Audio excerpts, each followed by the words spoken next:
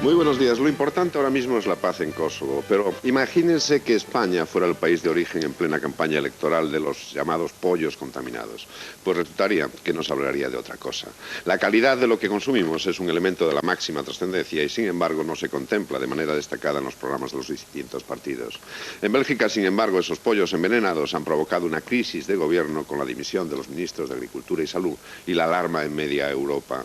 Nuestras autoridades nos han dicho que aquí no tenemos por qué preocuparnos. Pero al final se comprueba con preocupación que los españoles que vivimos el dramático envenenamiento del aceite de colza desnaturalizado no nos vemos mejor protegidos en Europa, donde después de las vacas locas británicas aparecen ahora los pollos locos belgas. Demasiado para que todo lo que se refiere al consumo nos suponga una prioridad política. Los otros asuntos que preocupan a los europeos y que se tratarán a partir de hoy en la cumbre de jefes de Estado y de Gobierno se centran en los esfuerzos diplomáticos para lograr la paz en Kosovo y el progresivo debilitamiento que este conflicto y nuestra pérdida de competitividad ha llevado al euro, la moneda única europea, a una cotización mínima histórica frente al dólar. En esas estamos, mientras aquí en plena campaña electoral nos enredamos en escándalos como el de las subvenciones al lino o el de ex altos cargos de Hacienda que defraudaban supuestamente a la misma Hacienda que deberían proteger. Todas estas ramas impiden que veamos con claridad ese bosque de propuestas electorales para saber quién puede ser nuestro mejor alcalde o presidente de comunidad o representante en Europa. Aportar claridad es, sin embargo, nuestro empeño. Y a eso vamos también hoy con nuestro invitado, don José Bono. Muy buenos días. Hola. Es presidente y candidato también a la presidencia de la Comunidad de Castilla-La Mancha. Acabamos de contar lo de los pollos locos ahora mismo. ¿Usted cree que en España hay controles suficientes para que no se produzcan unos envenenamientos de este tipo? Mire, pese a que estamos en campaña, como usted avisaba y todo el mundo sabe, yo creo que sería una irresponsabilidad negar que en España tenemos unos controles en lo que al consumo y especialmente de productos alimentarios se refiere, que permiten poder avisar a los ciudadanos de que estén tranquilos. Tenemos un sistema de avisos, todas las comunidades autónomas, que funciona francamente bien. Y la centralización y la coordinación a través del Ministerio de Sanidad y de Consumo me parece que es suficientemente diligente como para que yo les pueda decir que en este asunto no cabe hacer demagogia, no cabe hacer política de enfrentamiento y sí cabe reconocer que hemos dado pasos de gigante desde aquel asunto que usted mencionaba tan triste y tan lamentable del envenenamiento por el aceite adulterado. Bueno, pues vamos a nuestros enfrentamientos internos, si le parece. El lino. Vamos a lo que usted quiera. El lino. Ahora le culpan a su gobierno de las supuestas irregularidades en las concesiones de ayudas al lino, al cultivo del lino, que su gobierno dio el visto bueno, por ejemplo, a una empresa que se llama Colisur, que usted acusó o calificó de cazaprimas en un momento determinado, que lo que tiene que hacer es cuidar su casa, vamos, lo que en definitiva se dice. Sí, pero claro, cuando alguien acusa a José Bono de ser el culpable del lino, no se lo cree nadie, porque José Bono no tiene lino, ni tiene empresa transformadora del lino, ni ha prendido fuego en los incendios que se han producido, ni ha expulsado a los bomberos cuando han ido a apagarlo. Mire, el tema del lino, no sé el tiempo que disponemos, pero intentaré decirles con claridad lo que es cierto. Mire, el tema del lino no es un problema de la agricultura española. No afecta a los agricultores, incluso a los cultivadores de lino. Afecta a 4 o 5, ayer leía que también en Castilla y León, algún otro alto cargo, cazaprimas. Cazaprimas que no es una fórmula inventada por José Bono, sino inventada por la Unión Europea, que en enero de este año avisó a las autoridades españolas de que prestásemos atención a los cazaprimas del lino. Mientras que el agricultor pone el esfuerzo, el trabajo, el sudor, se sube al tractor, el cazaprimas lo que pone es la influencia y los papeles. Y cazaprimas millonarias, por ejemplo, el señor López de Coca, casi 300 millones de pesetas. Para que quien nos escucha se haga una idea, la Unión Europea avisa, tengan cuidado que hay cazaprimas, y envía la carta al Ministerio de Agricultura, lógico, pero llega a una dirección general, que es la del señor López de Coca, que es el principal cazaprimas del reino.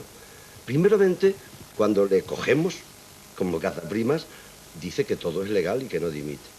A la semana, dimite. Después le siguen otros 2 altos cargos, que también dicen que todo es legal, pero luego dimiten.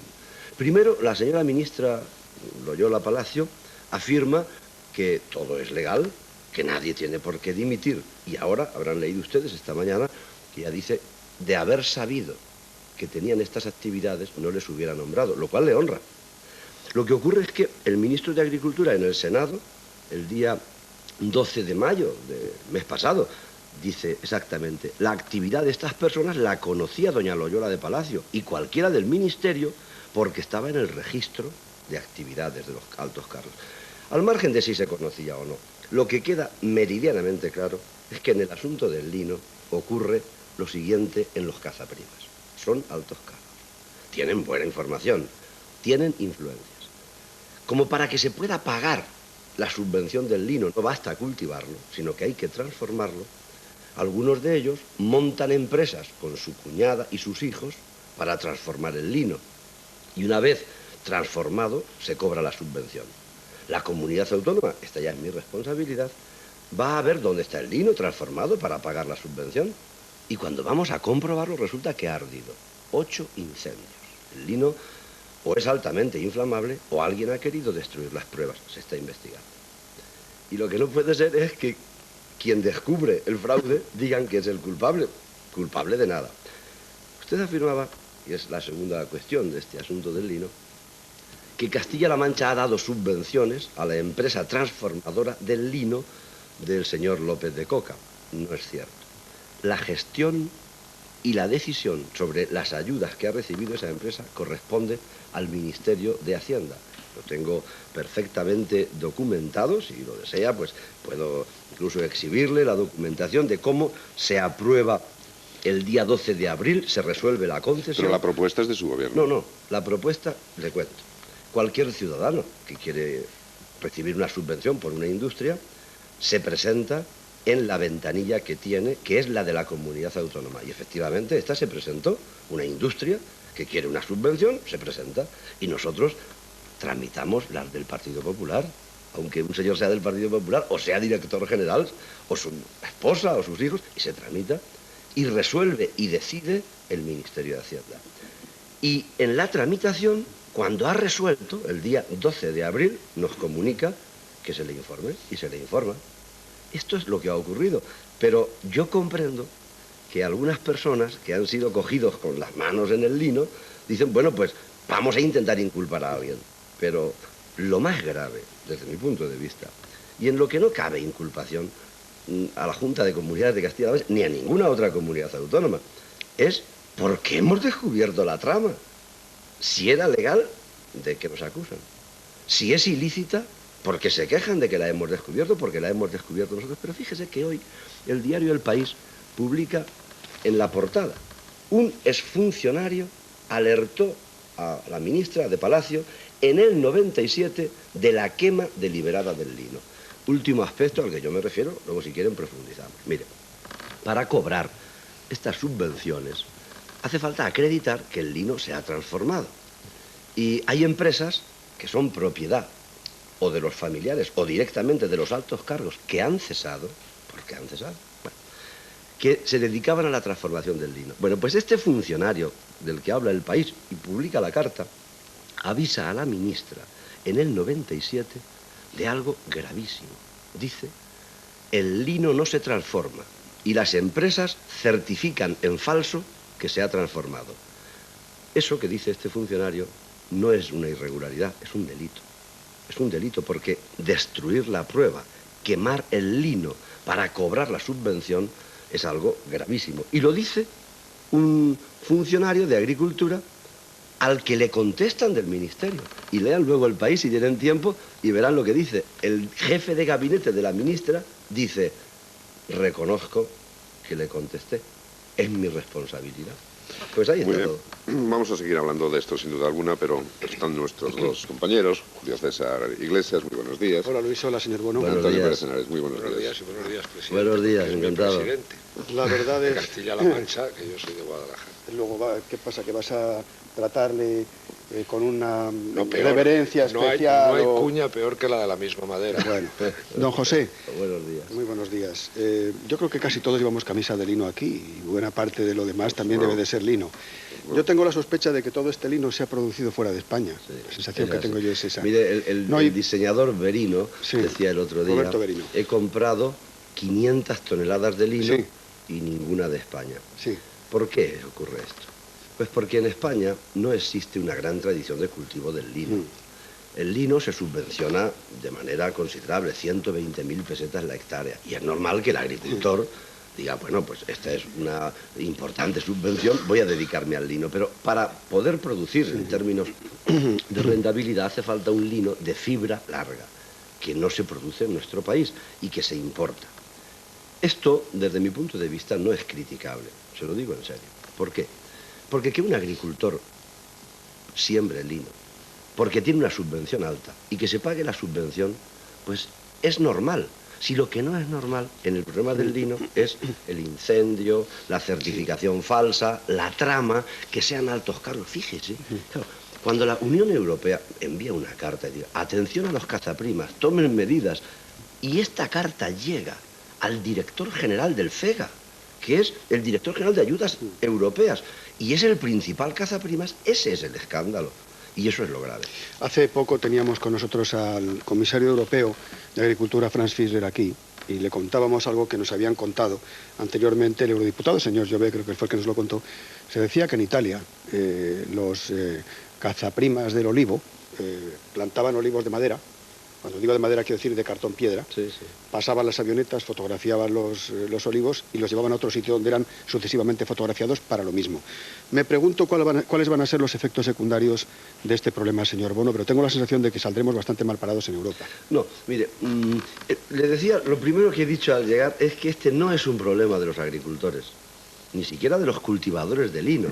Este es un problema de 4, 5, 6, aparecerá algún otro alto cargo, que han querido, desde mi punto de vista, con un gran descaro, envolverse en la bandera de los agricultores. Pobres agricultores. No, pobres agricultores no. Si los agricultores van a cobrar sus ayudas, incluidas las del lino. Si los que no las van a cobrar son los que, de algún modo, pues no se puede acreditar su producción y su transformación porque ha ardido el lino. Fíjese que el caso del delegado del gobierno de mi región es un cultivador de lino, nada malo. Es agricultor, como dice la exministra, a tiempo parcial, nada malo. Si lo malo es que él lleva el lino a una empresa que ha ardido. Y quien tiene que investigar ese incendio es la fuerza pública dirigida por el delegado del gobierno. Yo digo, hombre, si no está mal que usted cultive lino y que usted cobre subvenciones, eso no está mal. Si lo que está mal es que usted investigue un incendio del que pueden derivarse beneficios personales para usted. Pero de manera rotunda se lo digo. En Castilla-La Mancha, que es donde ha surgido pues esta situación, donde hemos descubierto este hecho, pues lo que nadie puede decir es que el señor que no pague impuestos, por ejemplo, que es un defraudador, la culpa la tiene el inspector que lo coge. No, oiga, no, la culpa la tiene el que no paga impuestos. Nosotros les hemos cogido un poco con las manos en el lino, pero todos los agricultores van a cobrar, todos, incluidos los del lino, excepto, déjeme que le diga, pues no sé, creo que 5 o 6, que no podremos pagarles porque están en una trama de cazaprimas que la Unión Europea ya ha alertado y que incluso, fíjese, en una campaña electoral, esto que yo voy a decir no se debe decir, pero lo voy a decir porque lo pienso. El actual ministro de Agricultura me parece un buen tipo, es del PP, no es un hombre al que yo votaría, ni me parece un buen tipo. Y creo que si él hubiese sido el ministro, esto no hubiese ocurrido. Y creo, honestamente, que el señor Posadas va a trabajar en la dirección de averiguar hasta el final esta trama. Incluso la exministra Loyola Palacio, yo valoro el giro del último día. Lean, hoy lo dicen varios periódicos, dice, de haber sabido que estos señores se dedicaban a esto, no les hubiera nombrado. Casi con eso ya me vale, ya está todo dicho. Señor, bueno, hay en toda esta madeja, porque es difícil destejerla, no crea. Lo que estoy llegando es, vamos a ver, lo que usted nos quiere decir es que hay un cultivo, pero que el problema se produce cuando antes había subvenciones a ese cultivo, luego las subvenciones se empiezan a controlar y dice, bueno, vale, de acuerdo, usted me dice que ha producido 1000 toneladas. Y resulta que esas 1000 toneladas, ese señor dice que se las ha certificado una empresa. Muy las bien. ha transformado. Sí, o sea, y dice, bueno, este señor ha entregado aquí 1000 toneladas. Sí. Y entonces, ¿qué es lo que hace la Junta? Ir a comprobar que esas 1000 toneladas existen. Claro. Y es ahí cuando se produce. Ahí empieza un primer problema.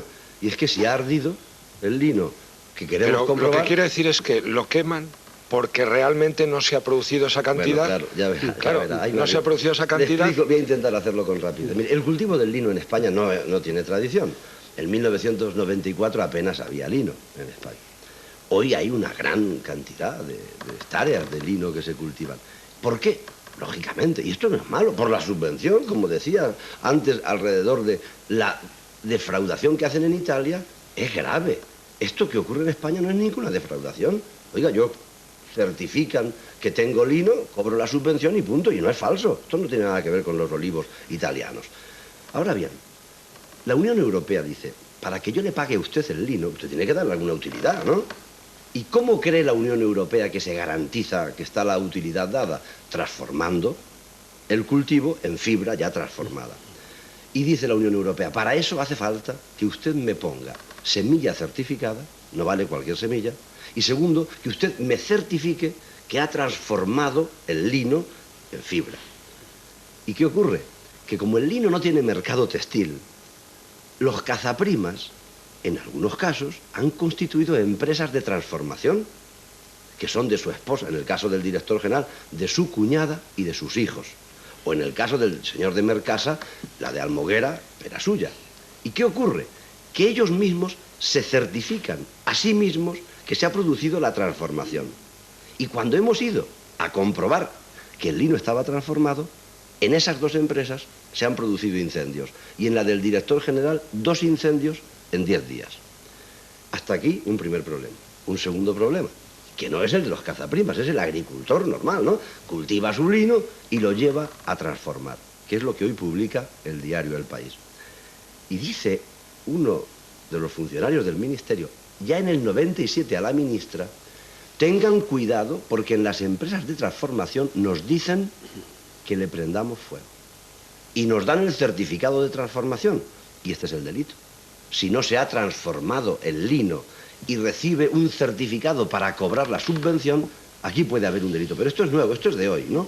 Hasta ahora lo que les estaba contando es el problema de quien tiene lino, lo transforma, arde y no se puede comprobar. Pero, señor, bueno, no estamos delante de un problema más profundo, y es que todo el campo español, tan subvencionado, ha llegado, y esto lo noto, y yo soy de su región, como le decía, que el agricultor, pero todos los agricultores, están en esa historia de la subvención, en esa ya teoría de la subvención.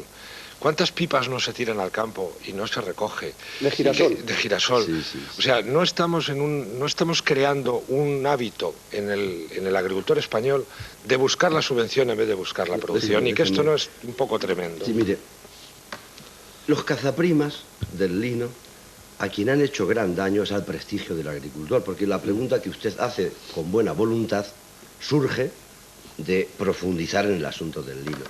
Y esto es grave, porque lo que usted pregunta tiene detrás un cúmulo de buena fe. Oiga, ¿el agricultor va a la subvención solo por el enriquecimiento? Yo le voy a responder. Vamos, voy a dar mi opinión. No hay ninguna agricultura rentable en el mundo, ninguna, que no esté subvencionada. Y por cierto, la agricultura europea no es la más subvencionada. Está más subvencionada la norteamericana y la canadiense, por ejemplo, que son directamente competitivas con nosotros. Yo creo que sin subvención no habría agricultura. Luego, por tanto, soy un firme partidario de la subvención agrícola. De lo que no soy partidario es de quienes, cumpliendo a lo mejor estrictamente la legalidad, son unos defraudadores de la ley, porque consiguen el efecto que la ley no quiere. ¿Qué es lo que ocurre con los cazaprimas? Los cazaprimas no se suben a un tractor nunca. No se les preocupa si llueve o no llueve, si hay o no hay seguro agrario, porque ellos saben que el agricultor pone el esfuerzo y ellos ponen los papeles y la influencia. Estos cazaprimas, que van solo a la subvención, son los que perjudican a la agricultura, pero en el conjunto, no en España, en Francia, en Italia, en Estados Unidos, en Japón, en Canadá, no habría agricultura sin ayuda, sin subvención. De todos Por tanto, modos, yo soy muy partidario de la subvención agraria, claro que sí. Verá usted, de todas maneras, siguiendo con lo que dice Antonio Pérez Henares, nuestro país, que es un país que ha tenido tradición agrícola, ha tenido también una tradición en lo que se refiere a determinados cultivos que están desapareciendo, en favor de unos como estos que parecen muy artificiosos, señor Bono. No estaremos haciendo eso que se llama flaco favor a generaciones futuras, porque seguramente estamos produciendo cosas que no tienen salida. Pero sí, fíjese, si usted le ocurre que en su reflexión es una reflexión intelectualmente honesta y además es sencilla, es en bárbara, como dirían los escolásticos, pero todo esto surge porque nos percatamos de que hay gentes en la agricultura española o en el campo que se enriquecen porque cuando estamos hablando de una subvención de subsistencia, porque la política agraria común surge después de la Segunda Guerra Mundial para que en Europa no haya nunca más desabastecimiento de productos alimentarios, lógico. Y segundo, para fijar población al campo, ¿no? Para incrementar la renta de los agricultores. Pero sin embargo los cazaprimas, mire, ni viven en el campo, normalmente viven en Madrid. Además, no tienen que complementar ninguna renta, porque ya la tienen alta en casi todos los casos, bueno, casi no, en todos los casos que he dicho. El señor López de Coca, si cobrara la subvención de este año, estaría por los 300 millones de pesetas. No estamos hablando de 2 pesetas. Por tanto, se defrauda el espíritu de la política agraria común. Y en ese sentido lleva usted razón, pero para el resto de los agricultores, la política agraria común lo que va es a incrementar su renta, a fijar la población agrícola y rural, porque si no, habría muchos pueblos que desaparecerían, se desertizaría. Hay gente que tiene que cobrar por vivir en el campo. Y esto a mí me parece que es un hecho no solamente lógico, sino justo. Y está muy bien que cobren subvenciones por mantener espacios que si no serían desiertos. Y esto yo no lo voy a criticar y lo voy a defender con toda la firmeza del mundo. Claro, pero un momentito, pero no es verdad que son las comunidades autónomas las que gestionan, controlan y pagan esas subvenciones agrícolas. No es verdad ¿no es verdad que si no tienen el visto bueno de la comunidad autónoma, el Ministerio de Economía no autoriza? No, se trata de cosas distintas. Es decir, la política agraria común, el dinero viene de Bruselas, pero nosotros tenemos que pagar. Usted tiene que controlar eso. Sí, no, pero son cosas distintas. Por una parte estaba la subvención a la empresa industrial de Colisur, eso es otra cosa. Esa parte, y lo que usted me pregunta ahora, efectivamente, el dinero viene de Europa y quien controla, aparte de la Inspección Superior del Estado, y tiene que descubrir los cazaprimas. Sí, que eso nos corresponde a nosotros. Claro. Y por eso los hemos descubierto y estamos contentos. Lo que no puede ser es que se nos acuse de haber cumplido con nuestra obligación descubriéndolos. Comprendo que es incómodo encontrarse en plena campaña electoral, porque alguien diría, ¿y por qué en plena campaña, no? Esta es otra pregunta, también se hace. Pues yo les agradezco enormemente a Televisión Española que esto que estoy diciendo me dejen decirlo con esta tranquilidad y esta claridad. ¿Por qué ahora? ¿Saben por qué? Porque es que los incendios se han producido en el mes de abril, a finales de abril y en 10 días. Y entonces no ha podido taparse, porque el humo no hay quien lo tape. Y se han producido incendios en el propio mes de mayo. Me parece que 3 días antes de empezar la campaña electoral. Pero a su pregunta, sí. La Unión Europea paga y controla la comunidad autónoma en cada caso. También se publicaba ayer en el diario El Periódico, ¿no?, que en Castilla y León habían surgido otros casos de estos. Yo asumo toda la responsabilidad del pago, pero el que defrauda y es descubierto, lo que no puedes decir es la culpa es del que me ha descubierto. No, el que le ha descubierto ha hecho una cosa muy importante. En Castilla-La Mancha hacemos 370.000 pagos distintos cada año. Es decir, cada día, incluidos los domingos y los sábados y festivos, como hoy que es el Corpus, pagamos más de 1.000 pagos de la política agraria común. Y le aseguro que hacemos unas inspecciones que los agricultores podrán asegurarlo. Y hemos cazado a estos señores, que no era fácil, ¿eh? Que él no era el director general de las ayudas europeas. De manera que estamos en esto satisfechos. Señor Bono, ¿y va a ir usted a la comisión de investigación? ¿Está dispuesto a ir a la comisión de investigación? Sí. Mire, he leído que Convergencia y Unión no estaba de acuerdo en citarme, ¿no? Yo soy un cargo público y estoy a disposición de lo que decida el Congreso de los Diputados. Y por tanto, si soy citado, iré con sumo agrado. Ahora, si usted me preguntara, oiga, y antes de que le citen, ¿a usted qué le parece? A mí me parece que esto hay que investigarlo y hacerlo a fondo. Y yo le juro que después del día de San Antonio, el día 13 de junio, que es cuando dicen que va a por mí si quieren mañana. Es mi santo. Por eso lo decía. Si quieren a partir de mañana estoy dispuesto a ir y lealmente decir a los señores y señoras diputadas lo que sé, lo que sabe mi administración. Que deciden que el nivel de citación es el nivel de consejero, lo aceptaré, pero gustosísimamente iría a informar de lo que sé y a trasladar mucha información que hemos acumulado en nuestras inspecciones. Otra cuestión relativa al asunto de los pollos. Yo tengo la seguridad... ¿De los pollos o del lino? No, de los pollos, porque hemos tratado eso al principio del programa, ¿no? Con este asunto de los alimentos en malas condiciones suele ocurrir siempre lo mismo. Primero se trata de un problema pequeño que se va multiplicando conforme van pasando las semanas. O sea, que la multiplicación de los pollos era perfectamente previsible. No, es que esta mañana aparece la noticia de que se habla de una partida de varios miles de estos animalitos que entraron por Alicante y que han sido distribuidos en varias comunidades autónomas, entre otras en Castilla-La Mancha. Decía usted que con esto no se puede jugar. Claro que no, porque además se puede causar mucho daño a empresas perfectamente honradas y que actúan con toda naturalidad. Quiero decir que el consumidor puede tener el impulso natural de decir yo este producto no lo consumo, con lo cual se perjudica a terceros. Pero sí quiero yo abrochar la cuestión en el sentido, ¿hay controles sanitarios suficientes? Le hablo de su comunidad autónoma, pero decía usted que en todas, como para que podamos pensar que ese producto puede ser consumido sin el más mínimo riesgo para el consumidor, señor Bono. Sí, mire, además en Castilla-La Mancha tenemos la empresa con más producción a este nivel. Concretamente, alguno ha dicho en un tono que quiero evitar para decirlo, aunque es la verdad, decirle que la producción de huevos más importante de España se da en Castilla-La Mancha, y de gallinas ponedoras y también de cría. Tenemos un control tan importante que debo decirle que esos empresarios merecen todo el respeto y toda la consideración. La mayoría de ellos se concentran en Toledo y en Guadalajara, sobre todo en Guadalajara. Y yo respondo absolutamente. Las he visitado personalmente y me consta que nuestra Dirección General de Consumo está muy al tanto. Y yo no deseo hacerles el más mínimo daño, porque los márgenes comerciales en la carne de pollo y en los huevos es extraordinariamente escaso y hay que tener mucho cuidado. Y por no decir que el IPC, el índice de precios al consumo, suele caer cuando cae el precio de la carne del pollo, como bien sabe usted, y podemos estar y además se comete la injusticia de que para que no suba el IPC, a veces se arruina a empresarios que se dedican a criar pollos. ¿En cuántos mítines estuvo ayer, don José? 7. En 7. Pues No se cansa. Dígame. 7 mítines. ¿Esta campaña electoral no le está cansando mucho? Pues no, porque yo tengo... Porque a los ciudadanos les aseguro que un poco. Hombre, claro, imagino. Yo además, mire, a mí no me cansa porque yo tengo un carácter que me permite ir a los actos y vibrar con la gente, ¿no? Y yo no voy a soltarles un rollo siempre el mismo en cada mitin. Las caras, los rostros, las personas me sugieren sentimientos y procuro trasladarles pues sentimientos. Y me he propuesto que en mis actos tiene que la gente reírse un poco. Encima que van.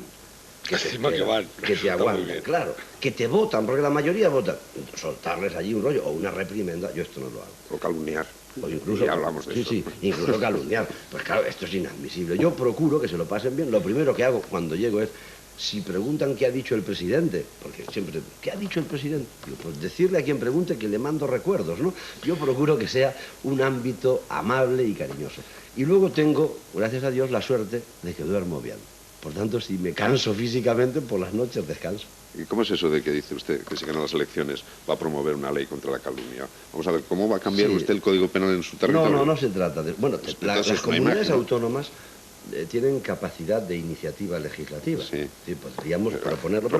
Pero lo que quiero, incluso quien con buena voluntad escuche con el sosiego que estamos hablando lo que pienso, ya verán como no hay motivo para ninguna alarma.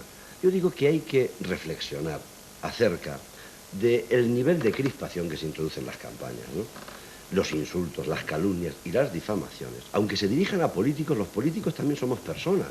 Y entonces creo que habría que pensar de buena fe cómo acabar con la práctica de la difamación. Yo hoy cuando venía para acá he pensado que esta pregunta me la llevan a hacer. Yo me he traído algún ejemplo. ¿Ustedes creen que es normal que, por ejemplo, se diga diario ya, la estrategia pasa por sembrar sospechas? Diario El Mundo. El PP tratará, Diario El Mundo del 19 del 4 del 99, el PP tratará de implicar a Bono en casos de corrupción.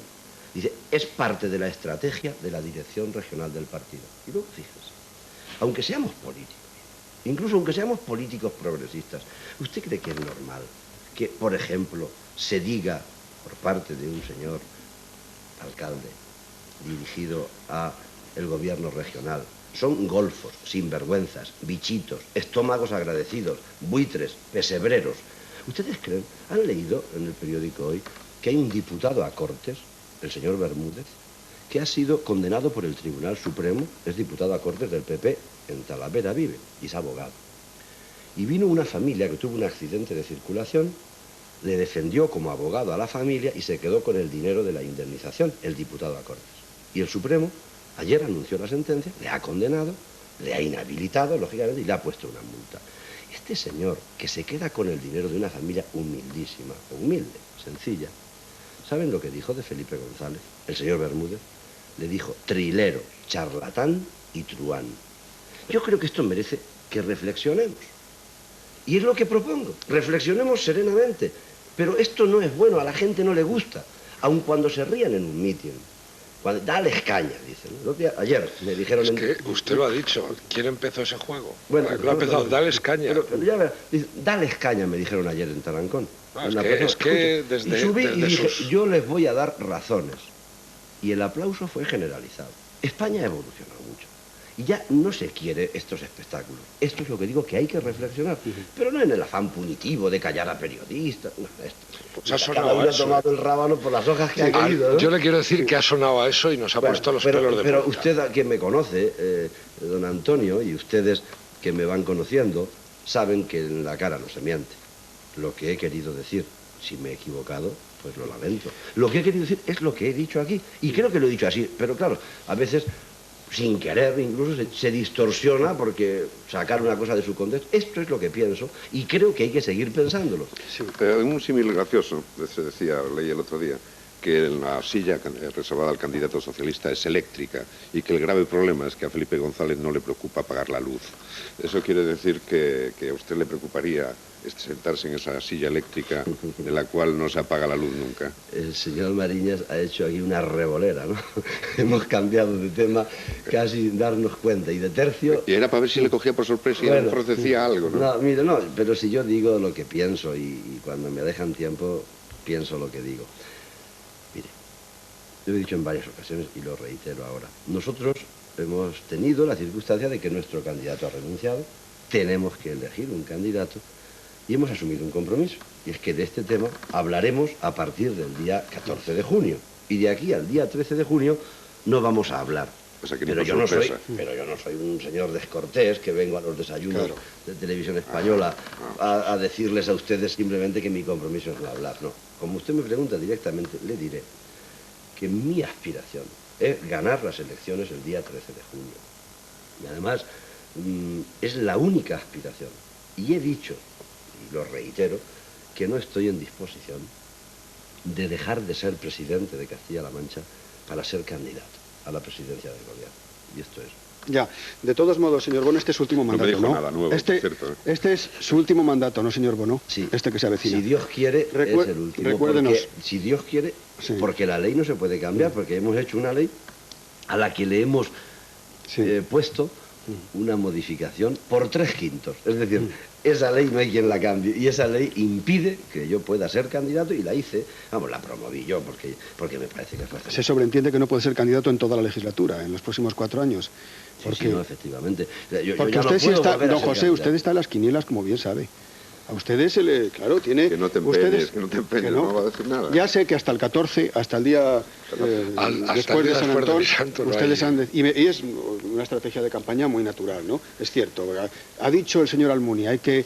le hemos oído decir aquí, además, todos los esfuerzos deben ir en busca de la victoria electoral el día 13, eso ya lo sabemos. Pero le digo que ustedes tienen las figuras que tienen, me refiero a las estampas que pueden presentar, y una es usted. Y usted, por razones de edad, y además habiendo dicho que solo quiere ser presidente en un mandato nuevo, bueno, inmediatamente dice la gente, Bono viene para candidato. Don Julio César, muchas gracias, porque siempre que se habla de presidentes del gobierno, ¿no?, de España, se habla de catalanes, de andaluces, de madrileños, incluso de gallegos. Pero de castellanos manchegos no se había hablado nunca. Institucionalmente me produce orgullo de que mi tierra tenga voz, esté en el mapa político de España. Pero personalmente, mire, yo cuanto soy políticamente se lo debo a mi partido y a mi región, a Castilla-La Mancha. Y se lo puedo decir de un modo más sonriente o más seco o más serio. Yo no voy a dejar de ser presidente de la región para ser candidato.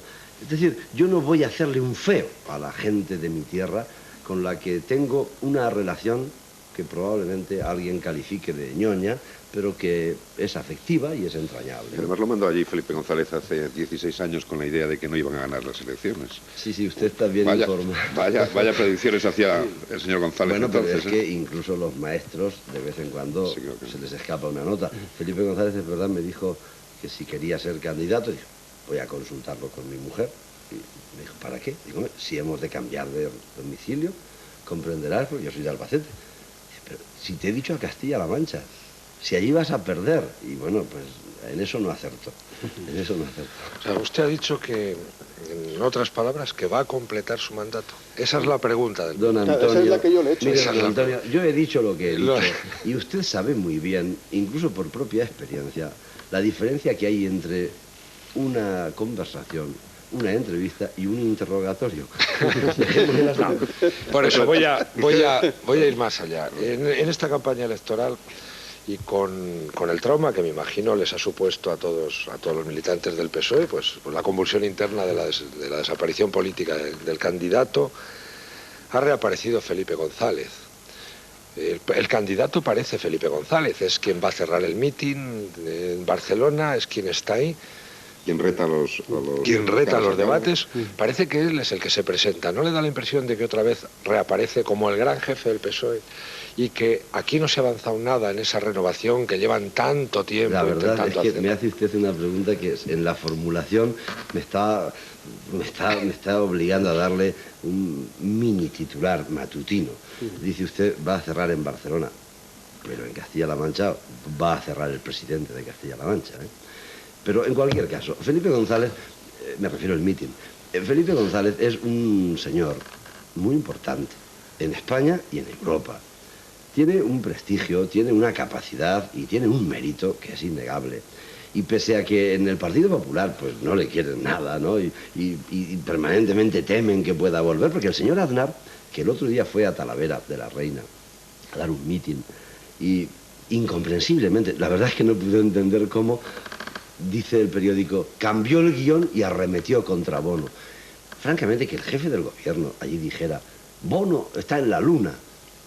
Es que no se lo cree nadie, es que yo en la luna no estoy, y eso es muy evidente. Bueno, decía Aznar, me he cargado a 4 socialistas. Bueno, que no se infle como un pavo real, porque lo único que ha hecho, que no es poco, pero cuando se infla, da risa. Lo único que ha hecho ha sido ganar al Partido Socialista unas elecciones en el 96 por 1,3% en el peor momento de la historia del partido. Es decir, cuando teníamos al jefe de los guardias en la cárcel por llevarse el dinero y al jefe del dinero en la cárcel porque se lo llevaron los guardias, ¿no? Bueno, en ese momento es cuando este Alejandro Magno de la política, que dice en Talavera que se ha cargado a 4 candidatos, gana. Y yo creo que es que tiene miedo, porque las próximas elecciones generales el PSOE estaba resignado a perderlas. Esto se lo digo porque lo siento. Yo siempre procuro decir lo que pienso. Estábamos resignados. Parecía que ya no había otro remedio. Pero sí lo veían. Sí, Pero la gente lo que veía. está diciendo es que con el candidato que tenían estaban No, resignados. yo no culpo al candidato, porque el candidato sería para hacer un análisis más profundo, más serio, y desde luego en mi caso no va a ser nunca descalificador. Pero es verdad que había resignación a la derrota. Y en estos momentos yo les digo que mi sensación, y al parecer lo que dicen las encuestas, es que Aznar tiene motivos para estar como está, es decir, para estar nervioso. Sí. Porque yo creo que las próximas las pierde. Señor, bueno, una cosa. He sabido que una de las poquísimas personas a las que llamó Felipe González para decir que dejaba la Secretaría General del partido antes del 34º Congreso fue usted. Eso fue sabido, forma parte de la historia de nuestra política. ¿Ha recibido alguna llamada en contra en los últimos tiempos? Lo digo porque la reaparición... ¿En contra de...? Quiero decir, Felipe González le ha dicho que vuelvo. Porque esa... No, cada vez que Felipe González... Usted sabe que lo que dice Felipe González tiene mucha repercusión, realmente la tiene. Y es materia de análisis. Entonces, si hay alguien que se entere de si hay un cambio de actitud o de planes en Felipe González, es usted. Esa es la tradición dentro de su partido. Me concede usted una importancia... Esto ya ha pasado lo que le he dicho. No me atraiga más lupas sobre mí porque sería peligroso, pero yo le agradezco su buena intención. Le diré lo siguiente, mire. Yo con Felipe González, cuando era presidente del gobierno, tenía una relación más bien escasa. Yo no era de los que comía tortilla en Sevilla, no era un pata negra, yo además venía del PSP y de algún modo pues no teníamos la prestancia de los que habían estado siempre, ¿no? Y Felipe González yo creo que me miraba un poco como este presidente de provincias, ¿no? Incluso tuve con él alguna dificultad seria, recuerdo con ocasión de un trasvase que consideraba yo que era ilícito e injusto. Y que luego el Tribunal Supremo me dio la razón, pero 2 años después, pues Felipe González me pidió que estuviese de acuerdo con el trasvase y le dije, Felipe, eres mi secretario general, el presidente del gobierno de mi país, pero yo he jurado, cuando he tomado posesión, defender a Castilla-La Mancha, no defenderte a ti ni a tus ministros, y no te voy a defender. Y aquello, esto a los jefes no les gusta. El otro día estuve en Toledo y lo recordó él esto. Y dijo, yo estoy orgulloso de que un día Pepe Bono me dijera... Y la gente aplaudió, ¿no? Y yo le dije por debajo, sí, Felipe, pero lo dices con 5 años de retraso. Porque fueron años complicados, ¿no? Ponerse a Felipe en un asunto de estos era muy complicado. Pues bien, mire, desde que ha dejado de ser presidente del gobierno nos vemos más a menudo. Y tenemos una relación que es cordial. Y hablamos de muchas cosas, ¿no? Todas no hay que contarlas porque no hay tiempo, pero no hay ninguna secreta. Y yo creo, es mi impresión, pero no soy especialista, ¿eh? Porque ya dije en una ocasión que Felipe González, le dije a mi mujer, después de estar con él hasta las 4 de la mañana, llegué a casa y dije, Ana, Felipe no se presenta. Y mi mujer me dijo, es muy tarde, mañana hablaremos. Y efectivamente, pasado mañana se presentó. Y yo no soy especialista en Felipe González, pregúntenle a él. Pero mi impresión es que Felipe González no va a ser el candidato. Hoy el diario ABC publica una entrevista, que además tiene cierto nivel sorpresivo por el medio, en el que él dice, estoy en la grada, no estoy en la barrera ni en el banquillo. Y no es que tienda a creerle, sinceramente, al margen de la broma, le creo absolutamente. Oiga, y usted, ¿y el futuro candidato tendrá que ser siempre secretario general del partido también? Mire, el futuro candidato tiene que tener una condición necesaria, como dicen los matemáticos. Ojos azules, moreno. Tiene que tener... De Albacete. Exactamente. Tiene que tener una condición necesaria. Son de una perversidad tremenda. Porque luego los candidatos de Castilla-La Mancha, ¿saben lo que dicen? Dice, Bono se quiere ir a España. Digo, como si esto fuera de África, ¿no? Bueno, no me quiero ir a ningún sitio más que a Castilla-La Mancha. Pero la condición necesaria es que tiene que tener ganas de ganar. Y además tiene que tener un convencimiento íntimo, no solo expresado para quedar bien con los periodistas. Tiene que creerse que le gana a Aznar. Yo creo que esto no es muy complicado. Cumplir esta condición no es muy complicada, pero esta es la primera. Y luego tendremos que estudiar las circunstancias que hemos aprendido a lo largo de este último año del candidato diferenciado del secretario general. Esa era una cultura que nosotros no teníamos experiencia, hemos tenido que ir haciendo camino a la vez que caminábamos y ha habido pues servidumbres y ha habido ventajas. En este momento, si el Congreso se convocara y tuviera que tomar una decisión, debo decirles honestamente que no lo tengo claro. Yo no lo tengo claro. No sé si es bueno que el secretario general o que el candidato no tenga a la vez la posibilidad de ser el secretario general del Partido Socialista. Y esas virtudes de intentar ganar y estar convencido que se puede ganar a Aznar, ¿no las tenía el señor Borrell? Porque usted dijo, la frase concreta que le leí ayer, me parece que fue, decía usted concretamente que hace un mes en el PSOE no se vería posible ganar al señor Aznar. Y ahora dice usted, no solo es posible, sino que es probable, ¿no? ¿Tan mal candidato era el señor Borrell? Díganos. No, mire, yo le voy a decir algo que no está ni mucho menos en la línea de su pregunta y en el tono en que me la hace, ¿no? Yo no voté a Borrell en las elecciones primarias, yo voté a Almunia. Incluso cometí un error. Pues yo soy de los que me equivoco, hay políticos que no se equivocan nunca, yo sí. Cometí un error, es decir, que si no coincidía el secretario general y el candidato, sería un desastre. Y me arrepentí y me costó alguna noche sin dormir, porque estaba incómodo conmigo mismo por haber dicho aquella tontería. Y pedí perdón. Ha pasado un año. Yo creo que Borrell es una excelente persona, que él mismo no ha querido ser candidato y ha renunciado por las circunstancias que todos ustedes conocen. Yo no voy a juzgarle de modo negativo, porque mi juicio político lo hice en la papeleta de votación de las primarias, que fue público y notorio. Ahora bien, sí creo que estábamos en los últimos meses en una sensación de resignación a perder. Parecía como si no pudiéramos ganar. Por culpa del candidato, no. Él tendría la cuota de responsabilidad que corresponde a todo líder en un proceso preelectoral. Pero yo no culpo a Borrell. Y se lo digo en serio, porque creo que si lo culpara, pues lo diría. Si tuviera yo esa conciencia. No le culpo, pero sí había resignación. Y a lo largo de esta campaña ha influido muchas cosas. Han influido las encuestas, incluso encuestas oficiales del CIS, encuestas que publican los medios, en que las diferencias llegaron a estar en 9 puntos entre el PSOE y el PP. Y ahora están, dicen, en 2,5, 3. Fíjese si con todo el poderío del gobierno del señor Aznar, si con región, tenemos ya más ministros en la campaña que postes telefónicos. Y pese a eso, pues miren lo que dicen las encuestas, incluso las de ellos, que no avanzan. Bueno, pues eso, junto con otras circunstancias que están en el terreno, probablemente de lo psicológico o de lo personal, hacen que yo perciba y les traslado la sensación de que en mi partido ahora existe la sensación de que le ganamos. De que es cuestión de hacer unas cuantas cosas y le ganamos. Hemos hablado todo el rato, mucho tiempo, el Lino, la política española y curiosamente muy poco de su región, porque como parece, del Corpus, como parece que... Pero yo no es que quiero hablar. No, pero por eso voy a intentar hablar algo. La del Lino también ha sido gran parte de su región, porque su rival no se llama Aznar, su rival se llama, creo, Agustín Conde. Sí. Creo que es abogado como usted. ¿Qué opinión le merece su rival? Porque han tenido ustedes algún pequeño encontronazo, dada la condición de los dos de abogados. Sí. Veo que está usted bien informado. Y se lo quiero decir en el mismo tono de todo el desayuno, ¿no? Y yo soy abogado y ayer me calificó de abogadillo de secano. No es una ofensa porque, mire, yo soy hijo de un tendero, nieto de un arriero. Una de mis abuelas cosía para la gente que más tenía. Ser abogadillo de secano probablemente a mis antepasados les emocionaría que ese abogadillo de secano sea presidente de la región en que nació. Lo tomo como ofensa, le perdono. Pero sí soy abogado por la Universidad de Deusto. Y mi adversario también lo es. Entre nosotros hay una pequeña diferencia.